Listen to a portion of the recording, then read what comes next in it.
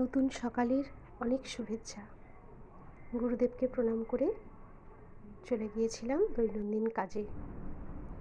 টবের ফুলগুলো বেশ সুন্দর হয়েছে। শীতকালীন গাঁদাগুলো বেশ বেড়ে উঠেছে। এদিকে শিম গাছ, ওদিকে লাউ গাছটা ছাদে উঠে গেছে।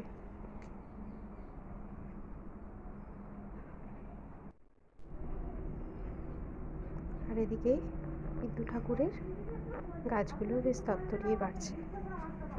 সকাল সকাল মন্দিরে চাবি খুলে মন্দির পরিষ্কার করে নিয়েছিলাম।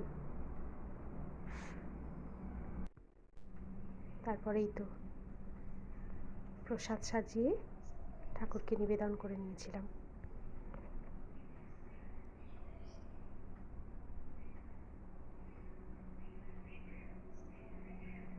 আর পুজো করে চলে এসেছিলাম রান্নাঘরে। বেরোতে হবে, তাই সকাল সকাল রান্নাবান্না শুরু করে দিয়েছিলাম।